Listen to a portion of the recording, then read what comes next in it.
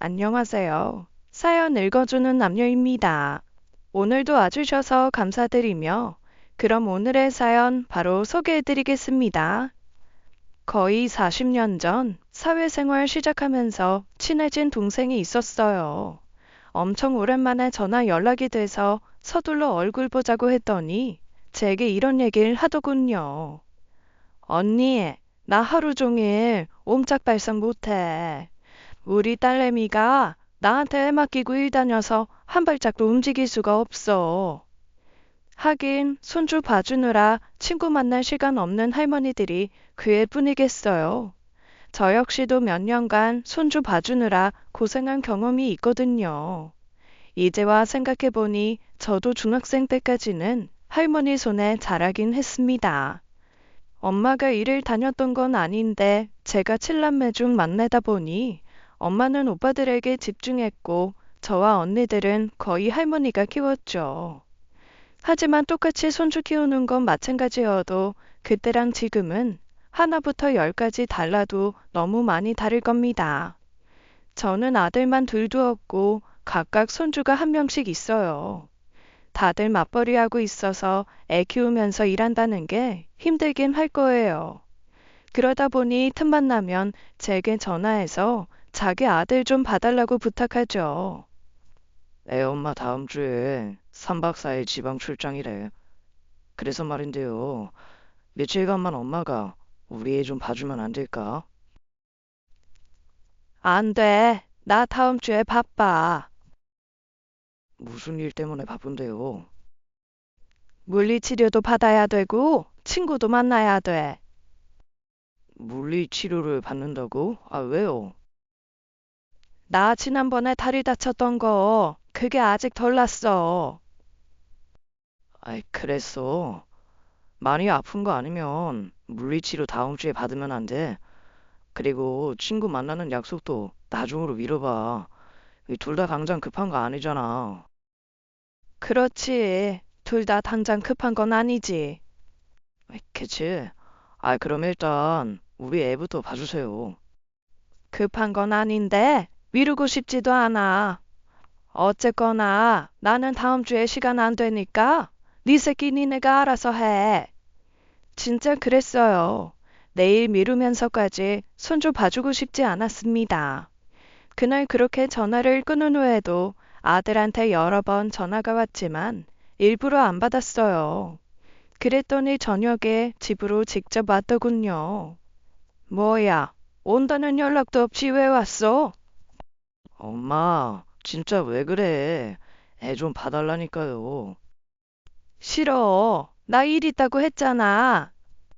바쁜 거 아니라며. 둘 다 미룰 수 있는 일이라며. 솔직히 손주 보는 얘보다 중요한 게 어딨어. 길게 설명하고 싶지 않았습니다. 내 손주? 당연히 소중하죠. 하지만 딱 잘라 거절하는 데는 저도 나름의 이유가 있었어요. 무엇보다 아들놈이 세상 방방이 요구하는 게 너무 괘씸하더라고요. 그래서 저도 매몰차게 나가기로 작정했죠. 네 새끼를 왜 내가 봐줘야 되는데? 아이, 그럼 누가 봐줘요? 당연히 할머니가 봐줘야지. 그게 왜 당연한 거야? 걔가 엄마가 없어? 아빠가 없어? 우리 일 다니잖아요. 모르는 것도 아니면서 왜 그래? 엄마 참 이상하네. 안 그러다가 갑자기 왜 투정이야? 뭐? 투정? 아이, 좌우간 다음 주 화요일 오후에 집에 와. 애 엄마가 수요일 아침 기차로 가거든. 우리 아들 이제 다 커서 딱히 할 일도 없어.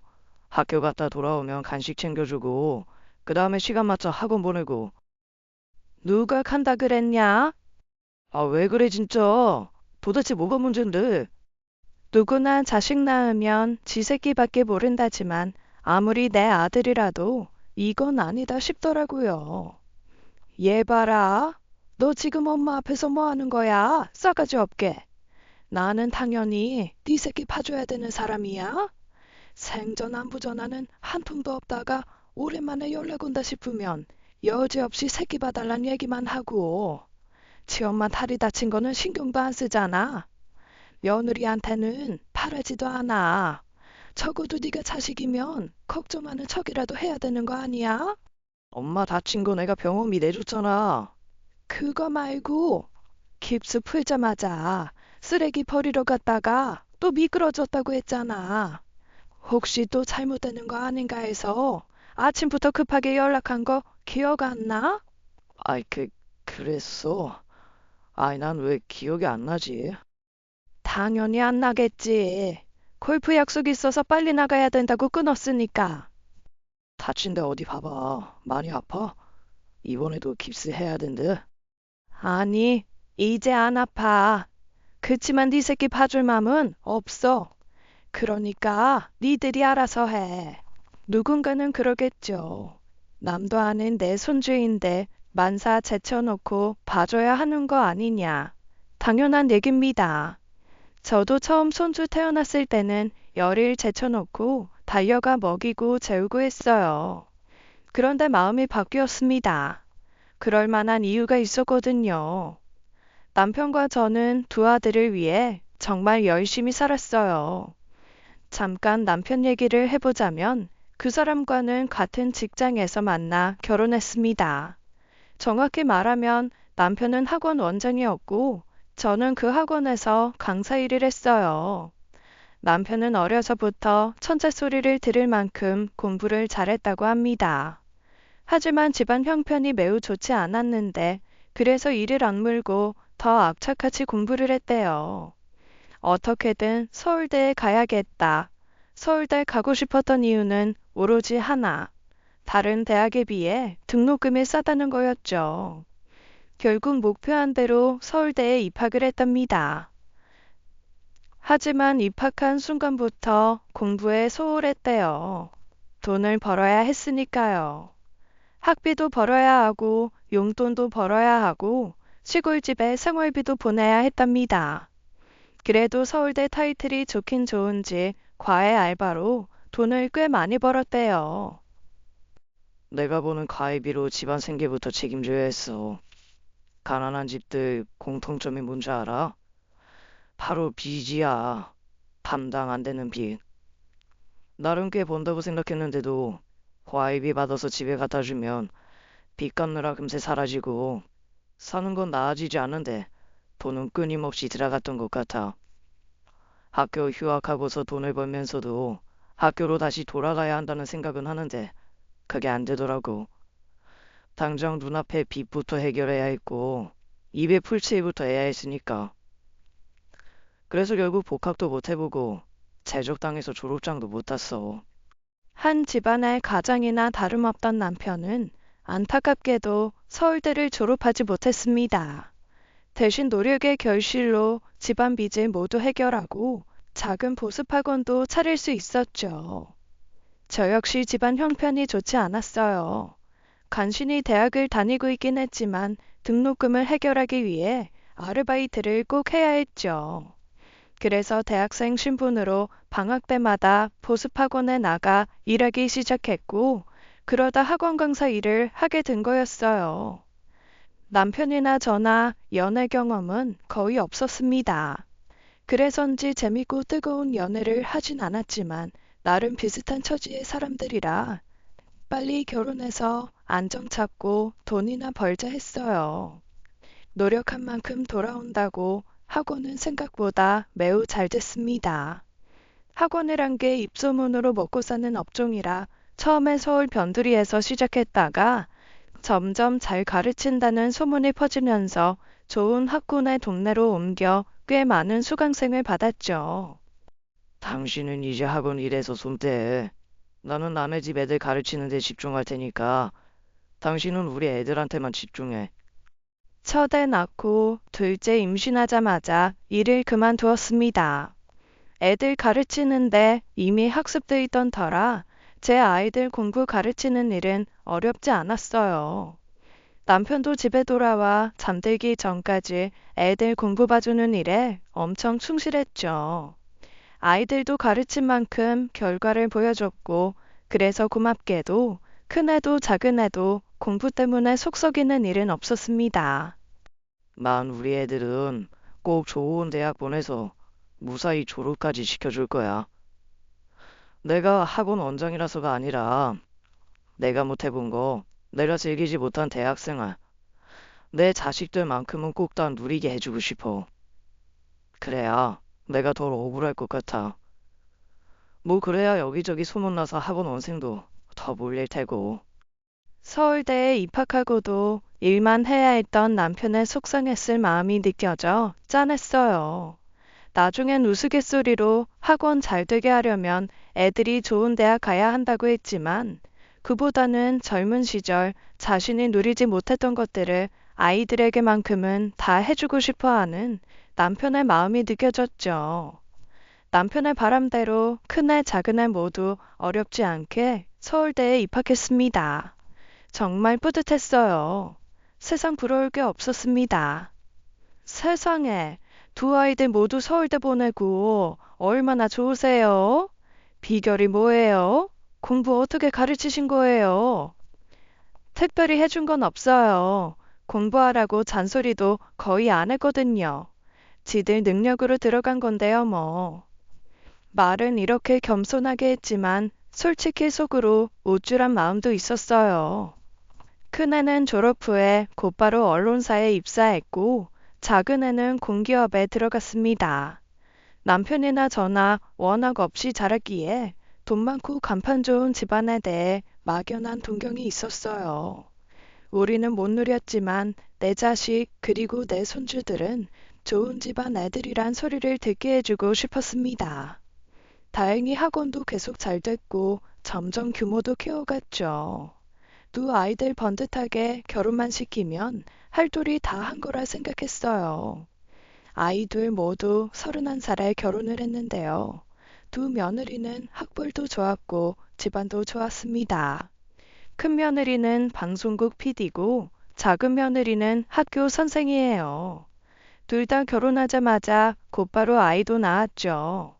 하지만 딱 그때까지였습니다. 애들 가르칠 만큼 가르쳤고 좋은 직장반이며 빠지지 않는 며느리까지 맞이해 이 정도면 성공한 인생이다. 이제 나는 누구보다도 편안한 노후를 만끽할 거라 생각했죠. 그런데 진짜 전쟁은 그때부터 시작이었습니다. 엄마, 애엄마 육아 휴직 끝나고 다음 달부터 회사 복귀하거든. 그럼 우리 애기 엄마가 봐줄 거지? 당연히 봐줘야지. 내가 매일 너희 집으로 가면 돼? 그냥 주중에는 우리 집에 와 있으면 안 돼? 어떻게 그래? 네 아버지 아침 저녁은 챙겨줘야지. 아이, 그럼 아침 8시 반까지 와. 나는 7시 반에 나가고 그 사람은 8시 반에 출근하거든. 젊은 시절 학원 일 할 때도 이보다 더 열심히는 아니었던 것 같아요. 새벽같이 일어나 남편 아침 챙겨주고 출근길 지옥철을 타고 아들 집으로 달려갔죠. 당연히 내가 해야 되는 일이라 생각했으니까요. 어머니, 부탁드릴 게 있는데요. 낮에 좀 더우시더라도 에어컨 대신 선풍기 트시면 안 될까요? 에어컨 바람이 애기 피부에 안 좋다는 말이 있더라고요. 그래? 그럼 그러자. 내가 좀 참지 뭐. 손주를 위해서라면 뭐든 할 수 있었습니다. 날이 덥든 춥든 얼마든지 참을 수 있었죠. 그래서 저는 할머니 노릇 잘하고 있다고 생각했고 아들 며느리도 만족한다고 생각했어요. 그러다 우연히 아들 내외가 나누는 대화를 듣게 됐는데요. 어머니 드나드시는 이유로 집에 짠내며 비린내며 냄새가 진동해. 퇴근할 때마다 집에 오면 비위가 상해서 죽겠어. 그거 이 젓갈 냄새 때문에 그런 거 아니야? 그런가 봐. 냉장고까지 냄새가 배서 아주 죽겠어. 냉장고 산지 얼마 되지도 않았는데. 그냥 한 끼 정도는 대충 드시지. 굳이 본인만 좋아하는 반찬 가져오셔서 왜 자꾸 냉장고에 넣어놓으시나 몰라. 설마 우리 애한테까지 먹이는 건 아니겠지? 절인 음식 몸에도 안 좋은데. 혹시 모르니까 당신이 좀 물어봐. 내가 묻긴 좀 그렇고. 아이, 집에 CCTV 설치하자. 회사에서도 뭐 애기 보고 싶어 다는 거라고 하면 되잖아. 충격적이긴 했지만 요즘 젊은 애들은 그럴 수도 있겠다 생각했어요. 그러는 중에 이번엔 작은 애가 부탁을 해오더군요. 엄마, 매일 아침 저녁으로 형네 다니는 거 힘들지? 우리는 엄마네로 애 데려다 줄게. 그러니까 이제는 우리 애 봐주라, 응? 그럼 네 형네는 어떻게? 둘 다 능력 되는데 사람 쓰라고 하면 되지. 무엇보다 매일매일 형네 출퇴근하는 거 힘들잖아. 하여간 형은 양심도 없어. 어떻게 엄마를 매일 오라고 하냐? 우리 애기는 주중에 엄마 집에 데려다 주고 주말에만 우리가 데려다 볼게. 엄마 입장에서도 그게 훨씬 편하지 않아? 이도저도 할 수 없는 상황이었습니다. 제가 결정하기엔 너무 힘든 문제였어요. 그래서 모처럼 다 같이 모여 밥 먹자고 하고 너희들끼리 상의해 결정해라고 했죠. 그런데 상의가 아닌 싸움을 하더군요. 그것도 저희 부부 보는 앞에서요. 이 형네는 장모님 가까운데 사시잖아. 장모님이 봐주시는 게 훨씬 낫지 않아? 저희 엄마 허리 아파서 애기 못 보세요. 봐줄 수 있었으면 진즉에 맡겼겠죠. 그렇다고 엄마가 매일 형네 집으로 출퇴근하는 것도 좀 그렇지 않아요? 형이나 형수나 돈 잘 버니까 사람 쓰면 되잖아요. 남의 손에 맡기기 싫으니까 그렇지. 그리고 엄마 아직은 건강하시잖아. 애 봐주다가 골병 드는 노인들이 얼마나 많은데 솔직히 엄마가 만만하니까 돈 안 주고 부려먹는 거잖아. 서방님, 무슨 말을 그렇게 하세요? 만만해서 부려먹다니요. 근데요, 형님. 그럼 저희 애는요? 저희 친정엄마는 지방에 사셔서 애 봐달라는 부탁도 드릴 수 없어요. 동서나야말로 사람 쓰면 안 돼? 요즘 다들 그렇게 하던데? 형수님, 좀 너무하시네요. 그 집에는 남한테 맡기면 안 되고 우리 애는 남한테 맡겨도 된다는 얘기예요. 야, 임마. 그게 아니면 뭔데? 형 아들이 아무리 이 집안 장손이라지만 걔가 뭐 임금 자리 물려받을 애도 아니고 우리 애나 형네 애나 똑같은 거 아니야? 서방님, 우리 애가 잔손이라서가 아니고요. 여태 어머니가 봐주셨는데 갑자기 다른 사람 손에 맡길 수가 없어서 그러는 거예요. 애가 얼마나 혼란스럽겠어요? 그러니까 엄마는 우리가 먼저 찜했다. 이거네요? 찜은 무슨 찜이야? 솔직히 저희 애도 할머니 사랑 받을 자격 있잖아요. 그리고 어차피 형님네나 저희나 둘 중 하나는 돈 들여서 사람 써야 되는데 저희만 돈 쓰는 건 좀 억울해요. 전 아무 말도 할 수 없었습니다. 끼어들고 싶어도 끼어들 틈이 없었어요. 옆에 있던 남편은 계속 보고 있기 민망한지 말없이 방으로 들어가 버리고 저는 그저 이 싸움이 어떻게 끝날지 기다리는 수밖에 없었죠. 둘 다 벌 만큼 벌잖아. 애 키우는데 그 정도로 돈도 못 써? 그러는 형네는 왜 돈 안 들이고 엄마 덕보는데? 너 아까서부터 계속 그 얘기하는데 내가 돈 아끼려고 그러는 것 같아? 그럼 우리가 사람 쓸 테니까 형이 그 돈 대주던지. 보고 있자니 끝나지 않을 싸움 같더군요. 죽으나 사나 제가 결론을 내리는 수밖에 없었습니다. 그런데 그때 방에 들어갔던 남편이 나와 한 소리 하더라고요. 니네들 그만해라. 이네 엄마가 물건이냐 서로 갖겠다고 싸우게. 이 어릴 때도 안 싸우던 애들이 지 새끼들 때문에 싸우는 거 더는 못 보겠다. 작은 애 내일 당장 사람 알아봐. 그 돈 내가 줄 테니까. 애 봐주는 문제는 그렇게 일단락 되는 줄 알았습니다. 남편이 작은 애네 지원을 해준다는 걸로 해결된 거라 생각했죠. 하지만 큰 애도 작은 애도 틈만 나면 저를 너무 힘들게 하더라고요. 엄마, 내일 형네 안 가고 우리 애 봐주면 안 돼? 왜? 무슨 일 있어? 애 봐주는 사람이 못 온대? 어제 애 엄마가 한 소리 했더니 기분 나빠서 이제 안 온대. 뭐라고 했길래 기분이 나쁘대? 애 열 있는 것 같아서 병원 좀 데려가라고 했거든. 그랬더니 아파트 상가에 있는 병원을 데려간 거야.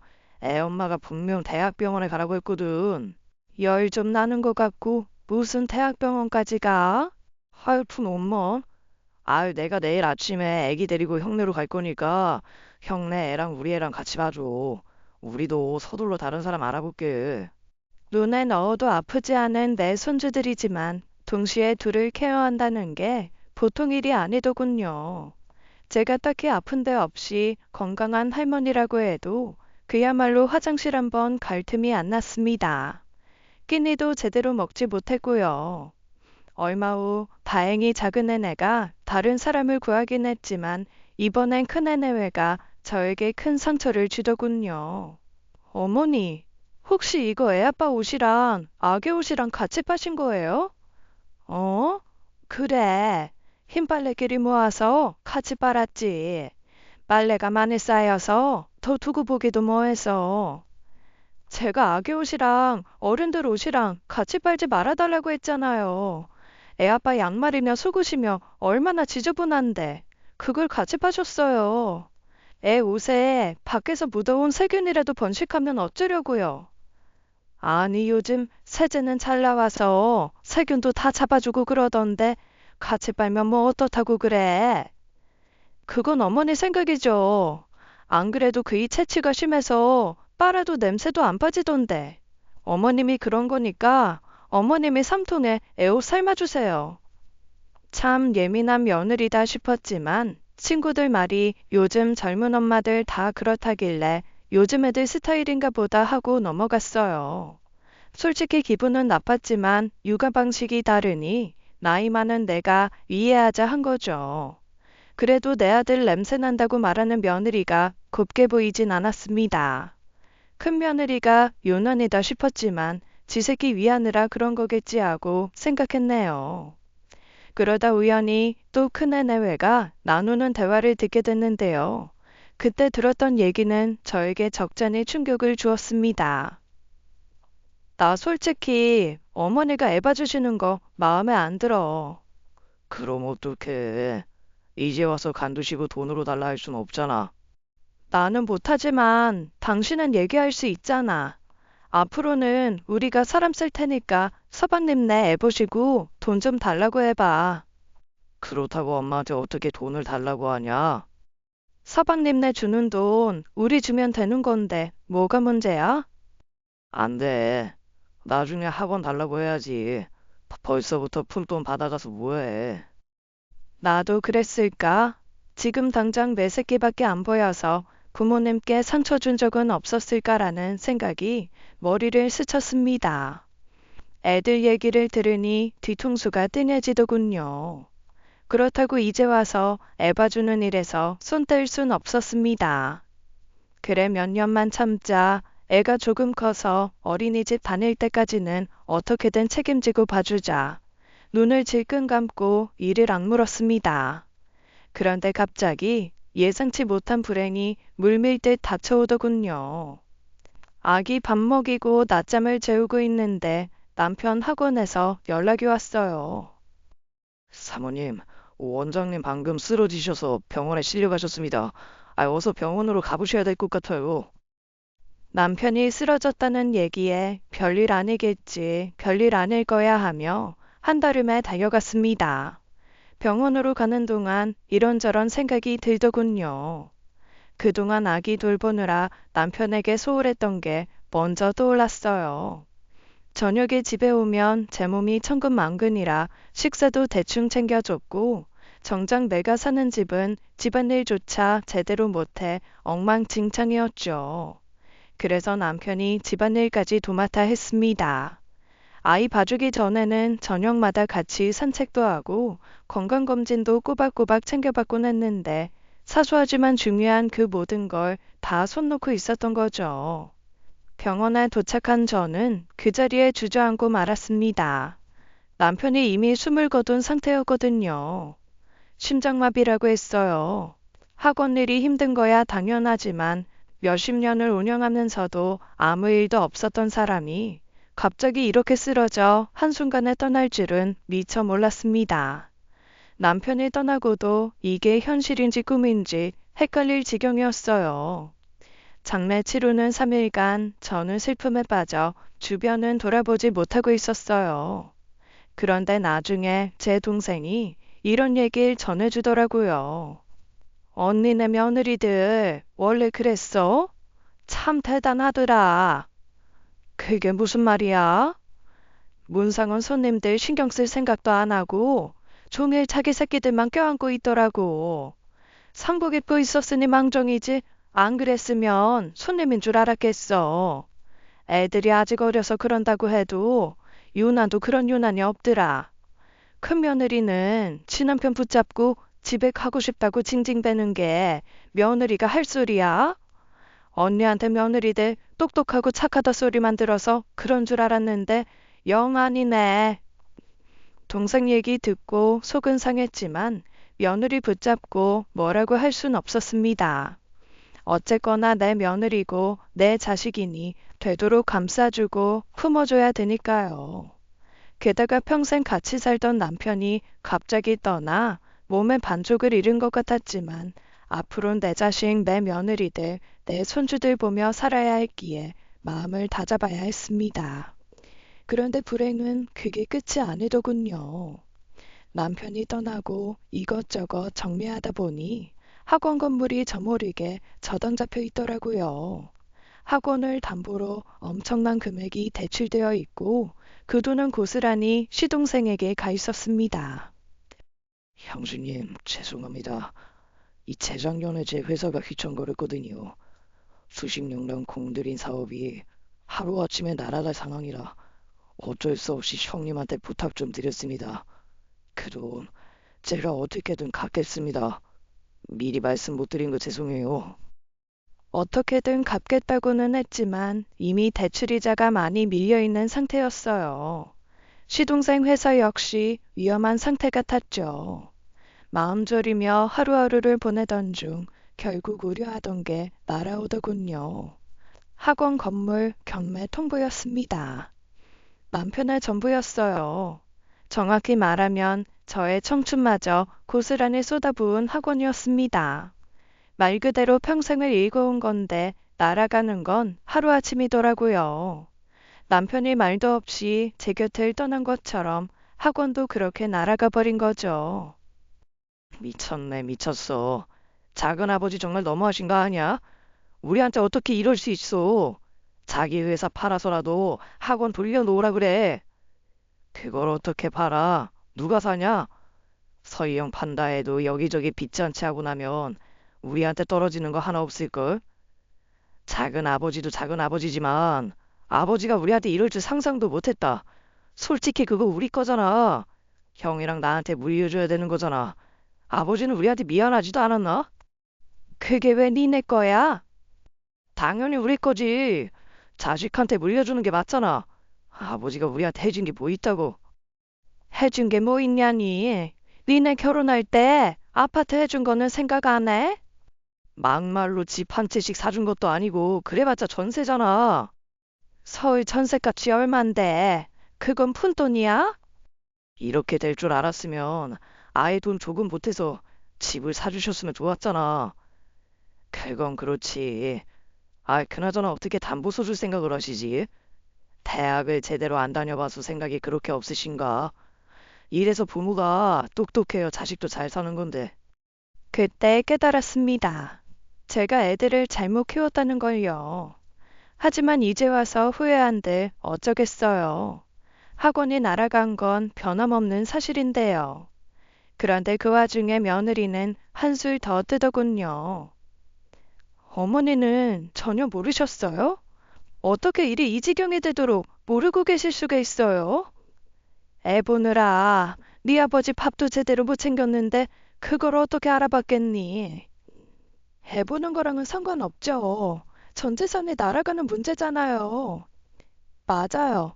어머니가 조금 신경 쓰셨다면 이렇게 통째로 넘어가진 않았을 텐데.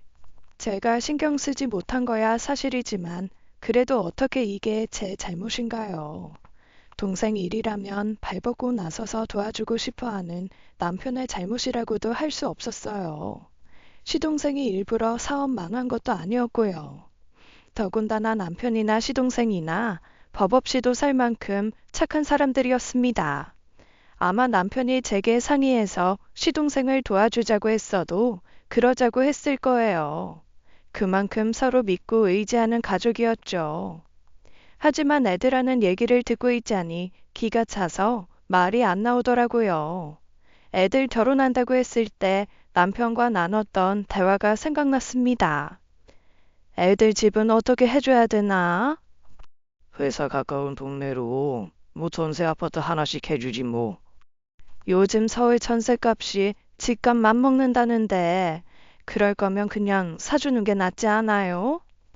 돈이 없어 안 사주나. 지들 힘으로 살아보라고 그러는 거지.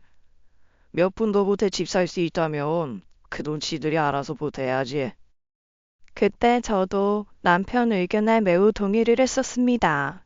그런데도 아버지 뜻은 모르고 안 사줬다고 투덜대는 거 보니 아무리 내 새끼들이지만 정남이가 뚝 떨어지더군요. 며느리들은 말할 것도 없고요. 남편 학원이 넘어가고 제게 남은 건 살고 있는 아파트 한 채뿐이었습니다.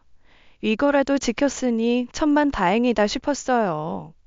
아이들에겐 당분간 애봐주는 일은 쉬겠다고 했습니다. 하나는 학교도 들어갔고 또 하나는 어린이집에 다니니까 나머진 니들이 알아서 하라고 했죠. 그 당시 저는 진짜 몸도 마음도 많이 지친 상태였거든요. 한동안 집 밖에 나가지도 않았습니다. 그때가 한참 추웠던 겨울이기도 했고 누구랑 말도 하기 싫고 그저 집안에 처박혀 책만 읽었어요. 날이 조금 풀리고 슬슬 운동 삼아 걸어야겠다는 생각으로 집 밖에 나섰는데 그동안 몸이 더 약해진 건지 아파트 단지를 걷다가 갑자기 휘청하면서 넘어졌습니다. 경비원 아저씨 도움으로 병원에 가게 됐는데 애들에게 연락은 했지만 반나절이 넘도록 누구 하나 오는 놈이 없더군요. 날이 잔뜩 어두워지고서야 큰 놈이 저를 데리러 왔습니다. 어쩌다 이랬어. 조심 좀 하지. 연락한 게 언젠데 이제 오니? 지금이라도 왔으면 됐지. 바빴어. 오후 내내 회의 있었단 말이야. 보호자 되시죠? 일단 오늘은 댁으로 가시고 다음 주부터 정기적으로 외래 진료 받으셔야 합니다. 다리에 깁스를 하게 돼서 외래 진료를 혼자 갈 순 없었어요. 하지만 그 누구도 먼저 나서서 절 돌봐주겠다는 놈은 없더군요. 저는 이번에 새로운 프로그램 런칭해서 시간 내기가 힘들거든요. 나는 올 상반기에 해외 출장 잡혀 있는 것만 3개야. 동서가 시간 내서 어머니 좀 모시면 안 돼? 형님, 저는 학교 선생이잖아요. 게다가 학기 초이기도 하고요. 형님이야말로 잠깐 시간 내서 다녀오시면 안 돼요? 재수씨, 이 사람 요즘 진짜 바빠요. 새벽에 들어올 때도 많아서 요즘 제가 애 보잖아요. 아이 그럼 형이 해. 나는 뭐냐? 나는 일 안 해? 누가 안 한대? 그래도 우리 넷 중에 시간 낼 수 있는 사람은 형이잖아. 너야말로 마음먹은 애 시간 낼 수 있잖아. 몇 달씩 해외 나가 있는 것도 아니고 엄마네 집에서 니네 회사가 제일 가깝지 않냐? 저를 두고 애들끼리 싸우는 게 너무 괴롭더군요.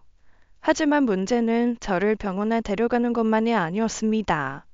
남편이 떠나고 학원까지 넘어간 후로 수입이 전혀 없었기에 병원비도 걱정이 됐죠. 나 병원 가는 거는 네 이모한테 부탁하면 되니까 신경 쓸 거 없고 누구든 카드 하나는 주고 가라. 병원비 결제는 해야 되니까. 엄마, 돈 없어? 내가 무슨 돈이 있어? 그동안 아버님 벌어놓으신 거 있을 텐데. 다 날려먹은 거 니네도 알잖아. 그동안 어머니가 형님네 애 봐준 것도 있고 하니까 형님네가 병원비 내드리는 게 맞지 않을까요? 무슨 소리야? 동서네는 아버님한테 현찰로 받았잖아. 사람이 어떻게 받을 줄만 알고 쓸 줄은 몰라? 형수님, 왜 돈으로 받은 것만 계산하세요? 그동안 형수는 엄마 부려먹었잖아요. 그거 다 돈으로 환산하면 얼만데요? 야, 부려먹다니. 너는 말을 왜 그따위로 해? 하나부터 열까지 서로 자기 책임 아니라고 넘기기 바빴습니다. 어쨌거나 그날은 결국 큰애가 카드 하나를 내주고 가더군요. 이제 다리까지 다쳤으니 애 봐주는 일은 불가능해진 상태였습니다. 그래서 예상하긴 했지만 며느리들은 대놓고 저를 무시하기 시작하더군요. 다음 주 주말에 막내 고모 작은딸 결혼한단다. 그래서요? 나는 다리를 다쳐서 못 가니까 너랑 네 신랑이 가서 얼굴 비춰야 될 것 같아. 다음 주 주말이요? 안 되는데. 그날 애 데리고 캠핑 가기로 했거든요. 그럼 너랑 애만 가. 네 신랑 결혼식 보내고. 어떻게 저희 둘이 가요? 텐트 치려면 그 사람 있어야 돼요. 그래서 못 간다고? 그냥 봉투만 보내면 안 될까요? 너희 결혼할 때 그 집 식구들 다 왔었는데? 아, 알겠어요. 애 아빠랑 상의해 볼게요. 작은 애야, 네 신랑이 전화 안 받아서 너한테 얘기하는 건데, 이따 저녁에 퇴근하면서 우리 집 좀 들르라고 해라. 왜요, 어머니? 네 아버지 짐 정리할 것도 남았고, 그보다 급한 거는 주방 등이고 화장실 등이고 전부 다 나갔어. 내가 깁스한 것 때문에 천국을 갈 수가 없네. 와서 등만 좀 갈아주고 가라고 해. 이따 저녁에 저희 친정엄마 올라오셔서 그 사람이 데리러 가야 되는데요. 친정어머니 집에 모시고 늦게라도 오라고 해줘. 잠깐만 왔다 가면 되니까. 어머님, 근데 손은 쓸 수 있으신 거 아니에요? 의자 받쳐놓고 올라가기만 하면 어머님이 등 가실 수 있지 않아요? 하필이면 바쁜 날 꼭 그 사람이 가야 돼요? 더는 못 참겠더라고요. 다리 깁스한 노인더러 의자 위로 올라가라니 그게 생각이 있는 사람이 할 소린가요? 나이 먹고 키도 작아져서 의자 밟고 올라가도 천장에 손이 닿을까 말까 한데 정말 해도 너무하다 싶더라고요. 게다가 남편이 없어서 이런 부탁을 해야 하는 게 더 서러웠어요. 아무리 내가 자기 엄마 아닌 시어머니라지만 남한테도 이렇게는 말 안 할 것 같더군요. 더는 못 참겠더라고요. 웬만해서는 화를 안 내려고 했는데 저도 모르게 짜증을 내버렸습니다. 꼭 와야 되냐고? 그러는 네 친정엄마는 너희 집 혼자 못 찾아오신다니? 꼭 사위가 가서 모시고 와야 되는 거야? 자주 오는 것도 아니고 모처럼 오시는 거라서요. 나는 이런 부탁 자주 했니? 모처럼 하는 부탁 아니냐? 그게 그렇게 힘들어? 알겠어요, 어머니. 그 사람한테 들르라고 할게요. 저는 말 그대로 애물단지가 돼버렸습니다. 돈도 없고 자기들 애까지 봐줄 수 없으니 아예 필요 없는 귀찮은 존재가 돼버린 거죠. 얼마 후 제 생일이 돌아왔습니다. 며느리들에게 미역국 대접받는 건 꿈도 안 꿨고 그래도 손주들 목소리로 생일 축하 정도는 받고 싶었어요. 그런데 정작 제 생일을 챙기는 건 동생이었죠. 언니, 나왔어. 생일인데 뭐해? 나이 들어 생일 챙겨 뭐 하겠어? 그래도 미역국은 먹어야지. 매년 언니 생일에 형부가 나까지 불러서 보리굴비 사줬잖아. 그래서 올해는 내가 사주려고. 간 사람 얘기는 해서 뭐해. 애들은 저녁에 온대? 모르지. 아직까지 연락 없어. 다들 바쁜가 보다. 아무리 바빠도 전화 한 통은 할 수 있잖아. 이따 저녁에 뭐라도 해주겠지. 하지만 그 누구도 전화하는 사람은 없었습니다. 혹시라도 같이 저녁 먹지 않을까 기대하면서 8시까지 기다렸는데 아무 소식 없길래 혼자 조용히 동생이 끓여주고 간 미역국에 밥을 말아 먹었어요. 애들에게 서운하고 서럽고 그런 마음보다는 남편에 대한 그리움이 가장 크더군요. 생일마다 늘 보리굴비를 사 먹고 호텔 커피숍에 가서 밀크티를 마셨습니다. 다정한 말 한마디, 살가운 애정 표현은 없었지만 보리굴비와 밀크티만으로도 충분히 행복했어요. 함께 할 수 있어 행복했고 무엇보다 큰 걱정거리가 없다는 것에 감사했습니다.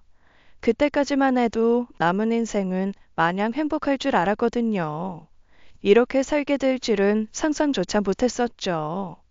혼자 궁상맞게 남편 생각하고 있다가는 눈물만 날 것 같아 그날은 밥 먹고 일찌감치 잠에 들었습니다. 그리고 다음날 새벽에 눈을 떴는데 지난밤 큰애가 전화를 했었더군요. 그것도 3번이나요. 많이 바빠서 신경 못 쓰다가 생일 지나기 전에 전화라도 했나 보다 했죠. 그렇게 못 받은 전화 한 통화로 지난밤의 서운함은 싹 풀렸습니다.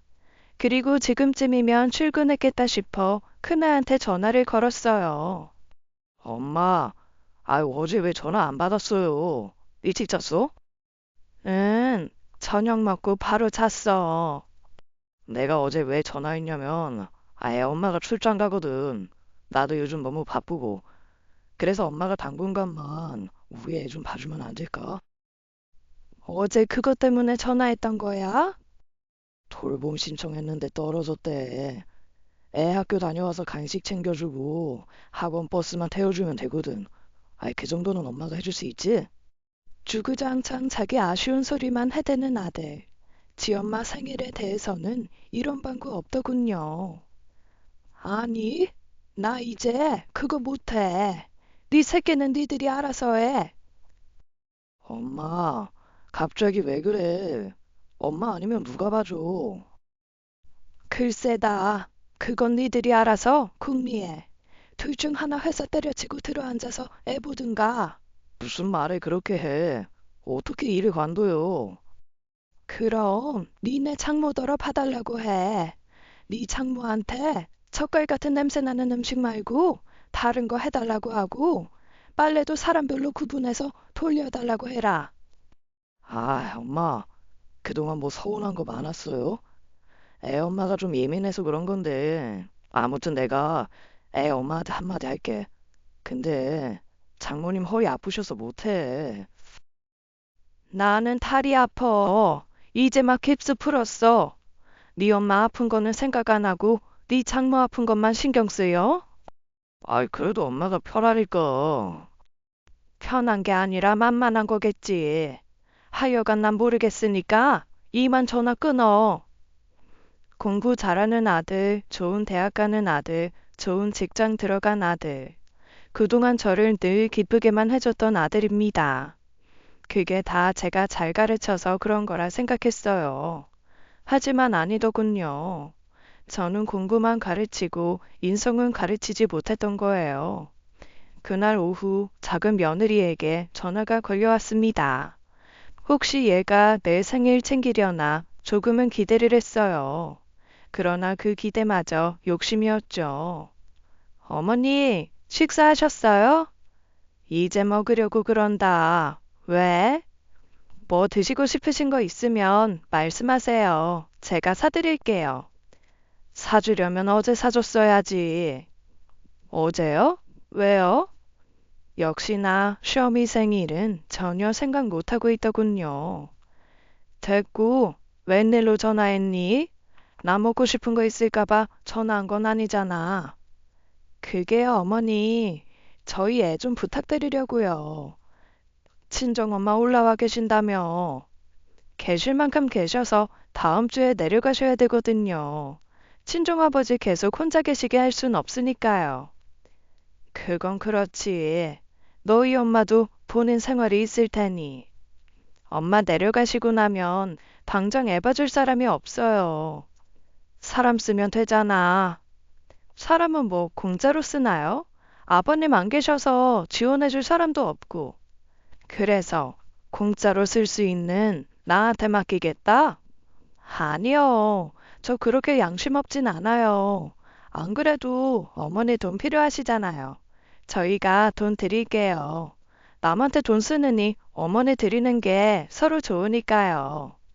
그래서 얼마나 줄 건데? 30만 원 드릴게요.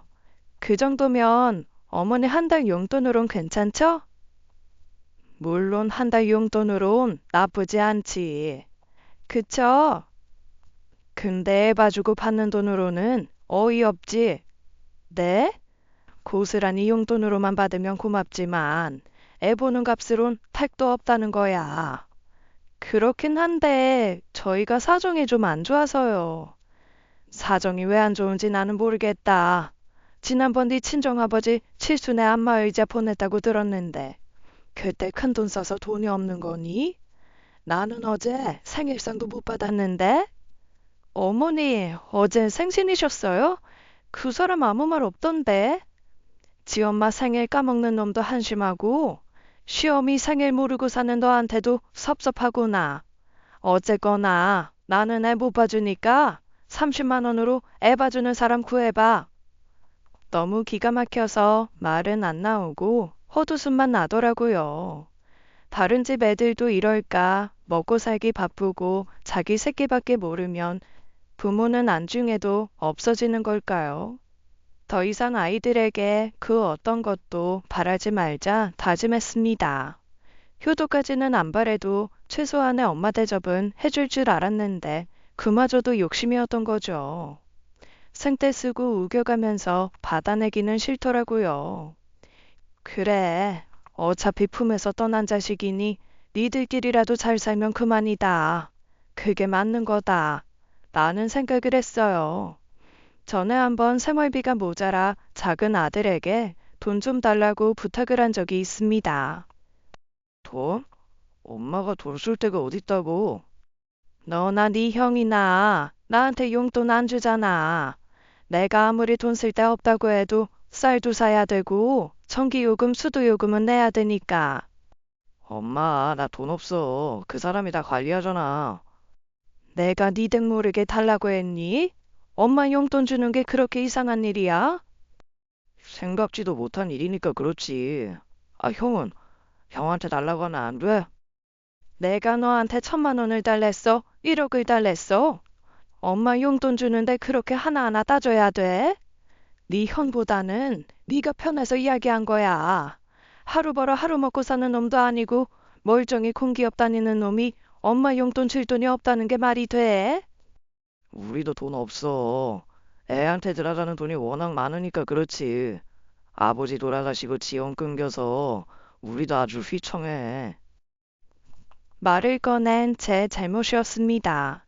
일찍 남편 여의고 과부가 된 서러움을 남도 아는 내 자식들이 느끼게 해주더군요. 그래도 굶어 죽을 수는 없었습니다. 당장 생활비가 빡빡해지니 최후의 선택을 해야 했어요. 집을 팔겠다고? 혼자 살기엔 너무 넓잖아. 괜히 관리비만 많이 들어가고 너무 횡해.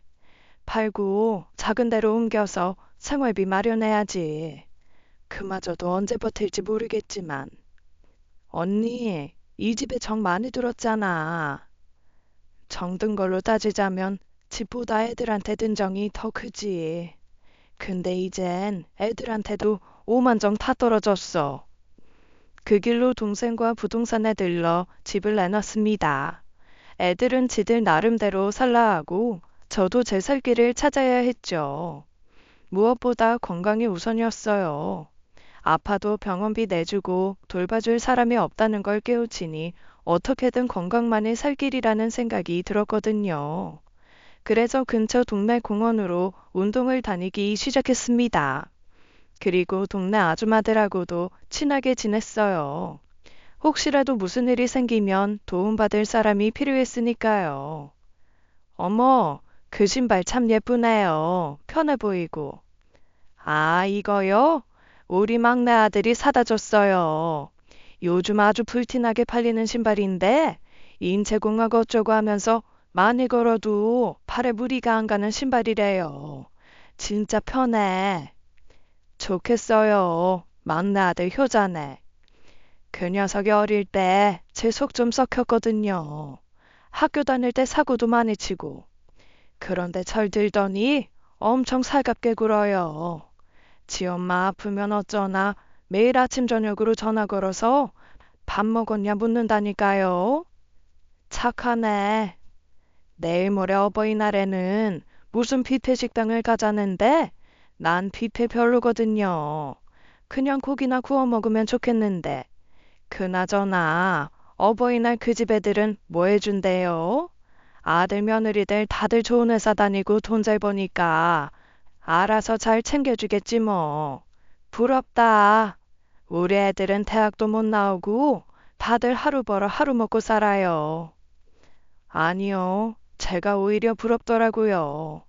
배운 거 없는 애들도 지 엄마한테 저렇게 잘하는데 남부럽지 않게 공부시킨 제 애들은 결혼한 이후 살갑거나 애틋하거나 그런 게 전혀 없었거든요. 며칠 후 어버이날 다들 가슴에 카네이션 하나씩 달고 운동 나왔더라고요. 제 가슴만 썰렁했습니다. 꽃도 꽃이지만 진짜 가슴속은 더 썰렁했죠. 바라지 말자 다짐했지만 그래도 조금은 기대했어요. 꽃은 아니어도 전화 한 통화는 할 줄 알았습니다. 하지만 전혀 없더라고요. 밤늦게 작은 아들이 이모티콘으로 꽃 한 송이 보낸 게 전부였어요. 전에 뉴스에서 홀로 고독사하는 노인, 쪽방촌에 사는 노인들 얘기를 보면서 남편과 나눈 대화가 생각났습니다. 자식들이 없나? 자기 엄마 아버지 저렇게 사는 거 모르나? 알아도 모른 척 하는 거겠지. 아는데 왜 모른 척을 해? 이 자기들 먹고 살기 바쁘니까. 아니면 부모 자식 간에 척지고 살았을 수도 있고. 아무리 그래도 그렇지. 자식이 없으면 모를까.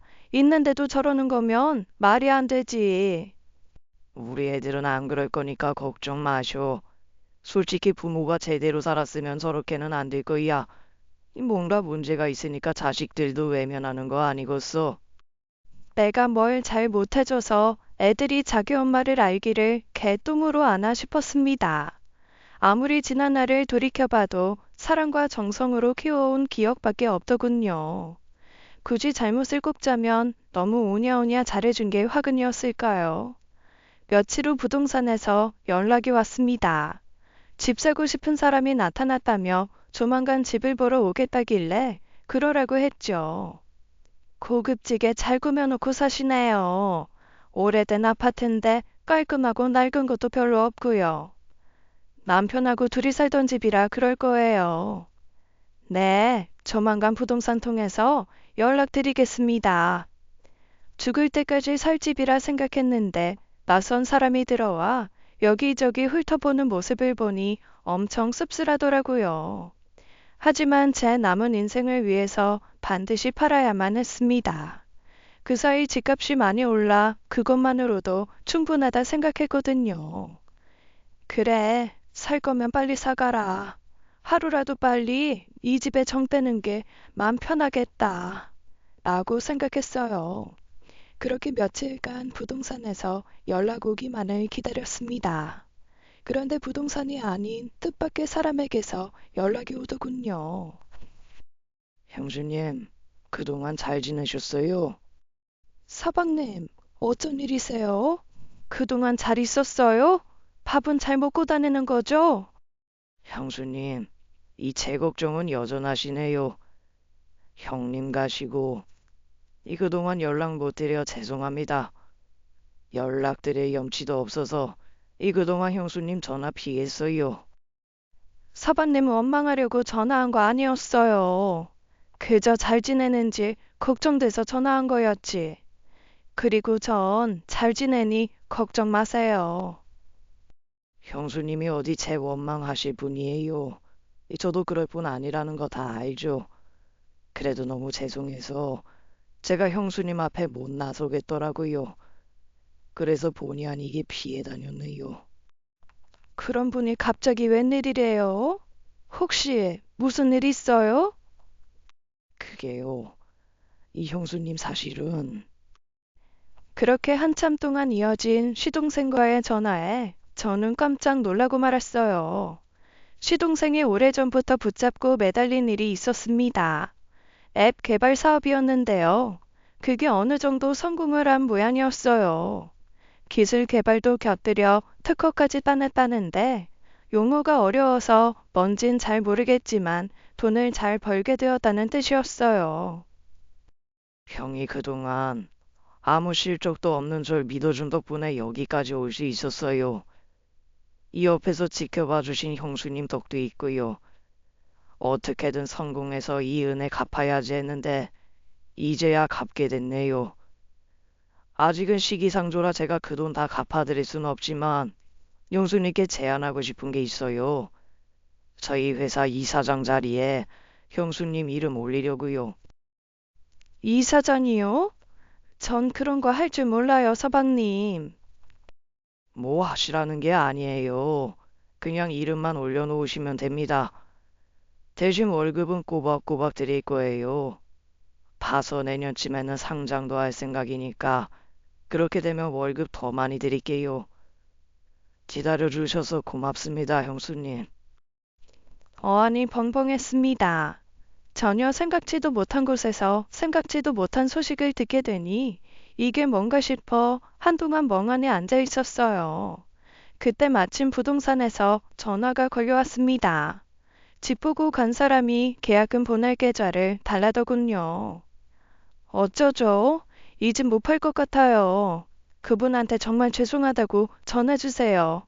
그리고 매물로 나놓은 거 취소해주세요. 모처럼 집안을 빙 둘러봤습니다. 남편이 보던 책이 그대로 남아있는 작은 방, 산지 20년 됐지만 아직도 잘 돌아가는 냉장고, 남편이 매일 앉아 신문 보던 소파, 오래돼서 시끄럽지만 찬바람 쌩쌩 잘 나오는 에어컨, 남편이 애지중지 가꾸던 화초들, 그리고 그 옆에 남편의 사진이 보였어요. 여보, 고마워. 나 사실 이 집 떠나기 싫었거든. 지켜줘서 고마워요. 시동생 전화를 받고 열흘 후쯤인가 아무 날도 아닌데 갑자기 애들이 집에 찾아왔어요. 엄마, 우리 왔어. 모처럼 가족 모임하자. 애들도 다 데리고 왔어요. 연락도 없이 웬일이야? 그동안 연락 못 드려서 죄송해요. 앞으로 자주 찾아뵐게요. 어머니, 좋아하시는 복숭아랑 수박 사왔어요. 이 사람이 복숭아는 꼭 황도 사야 된다길래 백화점까지 갔다 왔어요. 엄마, 이제 다리 다 나은 거지? 너무너무 낯설더군요. 내 생일을 비롯해 어버이날에도 연락 없던 애들이 느닷없이 들이닥치니 덜컥 겁까지 나더라고요. 엄마 이사장 됐다며? 어제 작은 집 형이랑 통화했어. 월급도 많이 준다던데요? 우리 어머니 좋으시겠다. 요즘 젊은 애들도 취직하기 힘든데. 작은 아버님이 학원을 통째로 해주셨는데 그 정도는 받으셔야지. 안 그래요, 어머니? 엄마 첫 월급 받으면 우리 애 용돈 좀 주세요. 엄마는 돈 쓸 때도 거의 없잖아. 살짝 눈치는 챘지만 역시나였습니다. 지 엄마가 이제 돈 버는 사람이 됐다니 한 걸음에 달려온 거였죠. 형은 엄마한테 용돈 한 번 준 적 없으면서 어떻게 달라고만 하냐? 엄마, 그동안 우리한테 많이 섭섭했지? 죄송해요. 생각해보니까 형이나 나나 엄마 생일도 못 챙겼더라고. 앞으로 잘할게요. 저도 이제 조금 한가해져서 어머니한테 애 부탁할 일 없을 거예요. 앞으로는 종종 찾아뵙고 이것저것 잘 챙겨드릴게요. 저도요. 안 그래도 친정엄마한테 혼났어요. 시어머니 안 챙긴다고요. 어디 가실 일 있으면 저 꼭 부르세요. 저희가 여기서 제일 가깝게 살잖아요. 나이가 들면 자연스럽게 점쟁이가 된다고 하죠. 애들이 저를 보며 얘기하는 표정만 봐도 어떤 속셈인지가 빤히 보였습니다. 맘 같아선 한 소리 하고 싶었어요. 왜? 이제 네 애미 돈 번다니까 콩고물이라도 떨어질까봐 이러는 거야? 꿈도 꾸지 마. 앞으로는 아무것도 안 해줄 거야. 나는 이미 해줄 만큼 다 해줬어. 하지만 그 말을 입 밖으로 꺼내진 않았습니다. 오히려 앞으로 얼마나 잘하는지 보자 하는 마음이 들더라고요. 가식이고 다른 속셈이 있긴 해도 얼마나 잘하는지 보고는 싶더라고요. 나야 고맙지 뭐. 일단은 얘기 그만하고 밥이나 먹자. 아이들이 비싸고 맛있는 걸 사준다기에 얼른 따라 나섰습니다. 큰아들이 계산하길래 잘 먹었다는 인사 한마디만 덧붙여 주었죠. 제 자식들이 부모인 우리에게 무언가를 받을 때마다 간단히 감사 인사 하듯이요. 이제 저는 자식들에게 받기만 하며 지내기로 했어요. 지들이 챙겨준다는데 그동안 정성으로 키워온 엄마로서 챙김을 안 받을 이유가 없으니까요. 이제는 제가 자식들에게 무조건적인 사랑을 받아보려 합니다. 자식들이 요구하는 것들도 웬만한 건 들어주지만 선을 넘는다 싶으면 단칼에 거절하고 있어요. 그렇게 하는 자식들도 엄마 어려운 줄 알더라고요. 며느리들도 제게 함부로 말하지 않네요. 제가 금전적 여유가 생겨서가 아니라 할 말 제대로 하고 나니 며느리들도 조심하더라고요. 저는 이제 아이들에게 금전적으로도 인력으로도 도움을 주고 있지 않습니다. 그러다 보니 저에게 집중하는 시간이 늘어났어요. 저를 위해 돈을 쓰고 배우러 다니고 운동하는 게 일상이네요. 멀리 있는 자식들보다 옆에 있는 친구들에게 저렴한 밥 한 끼 서로 사주는 게 더 기쁜 일상이에요. 이것도 나이 들어가며 겪는 한 과정인 것 같습니다. 그래서 나이 들면 친구가 많아야 하나 봐요. 덜 외롭고 서로 공감도 해주며 지내게 되니까요. 괘씸하고 얄미운 애들이지만 그래도 늘 건강하고 하는 일 모두 잘 되길 기도합니다. 덕을 볼 생각은 없지만 저도 엄마이기에 그 마음까진 접히진 않더라고요. 하지만 이제는 그 누구보다도 저 스스로를 위해 살 거예요. 남편을 먼저 보내긴 했지만 앞으로 건강한 노년 잘 살아보겠습니다. 모두 행복하세요. 지금까지 사연 읽어주는 남녀였습니다. 끝까지 시청해주신 여러분 감사드리며 저희는 다음 사연으로 돌아올게요. 감사합니다.